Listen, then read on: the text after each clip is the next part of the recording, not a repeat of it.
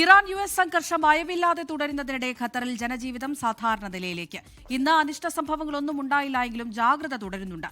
രാജ്യത്തെ വിദേശ എംബസികളെയോ സൈനിക കേന്ദ്രങ്ങളെയോ ലക്ഷ്യമാക്കി നടത്തുന്ന ഏതാക്രമണവും ഖത്തറിന്റെ പരമാധികാരത്തിന് നേരെയുള്ള കയ്യേറ്റമാണെന്ന് വിദേശകാര്യ മന്ത്രാലയം പ്രതിനിധി ഡോക്ടർ മാജിദ് അൽ അൻസാരി പറഞ്ഞു. ആശങ്കയുടെയും ആക്രമണ ഭീഷണിയുടെയും 4 ദിവസങ്ങൾക്ക് ശേഷം ഖത്തർ സാധാരണ നിലയിലേക്ക് മടങ്ങുകയാണ്. സർക്കാർ പൊതുമേഖലാ സ്ഥാപനങ്ങളും സ്കൂളുകളും വിദൂര സമ്പ്രദായത്തിലേക്ക് മാറിയിട്ടുണ്ടെങ്കിലും കടകളും സ്ഥാപനങ്ങളും സാധാരണ നിലയിൽ തുറന്നു പ്രവർത്തിക്കുന്നുണ്ട്. അടിയന്തര സുരക്ഷാ മാർഗനിർദ്ദേശങ്ങൾ പാലിച്ച് അത്യാവശ്യങ്ങൾക്കായി പുറത്തിറങ്ങാൻ അനുമതിയുള്ളതിനാൽ നമസ്കാര സമയങ്ങളിലും നോമ്പുതുറയ്ക്കും ആളുകൾ ഒത്തുകൂടുന്നുണ്ട്. അടിയന്തര ഘട്ടങ്ങളിൽ പൊതുജനങ്ങൾ പാലിക്കേണ്ട മാർഗനിർദ്ദേശങ്ങൾ മൊബൈൽ ഫോണുകളിൽ സന്ദേശങ്ങളായി അയക്കുന്നത് തുടരുകയാണ്.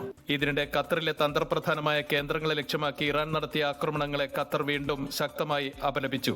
US സൈനിക താവളങ്ങളെ ലക്ഷ്യമിട്ടാണ് ആക്രമിച്ചതെന്ന ഇറാന്റെ വാദം അടിസ്ഥാനരഹിതമാണെന്നും ഇത് വ്യക്തമായ അതിക്രമത്തെ ന്യായീകരിക്കാൻ ശ്രമിക്കലാണെന്നും ഡോക്ടർ മാജിദ് അൽ അൻസാരി പറഞ്ഞു. ഖത്തറിന്റെ താൽപര്യങ്ങളെയോ വിദേശ എംബസികളെയോ സൈനിക കേന്ദ്രങ്ങളെയോ ലക്ഷ്യമാക്കി നടത്തുന്ന ഏതാക്രമണവും പരമാധികാരത്തിന് നേരെയുള്ള ലംഘനമാണ്.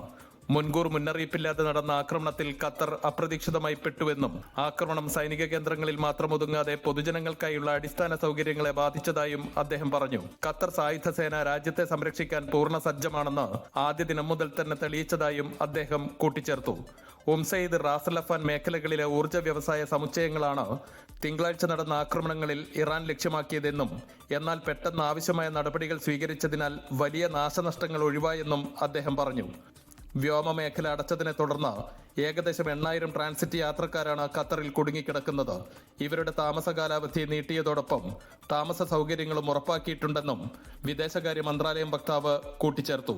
രാജ്യത്തിന്റെ തന്ത്രപ്രധാനമായ ജലശേഖരം സുരക്ഷിതമാണെന്നും ജലസുരക്ഷയ്ക്ക് ഭീഷണിയില്ലെന്നും ഡോക്ടർ മാജിദ് അൽ അൻസാരി പറഞ്ഞു. അൻവർ പാലേരി, 24 ദോഹ.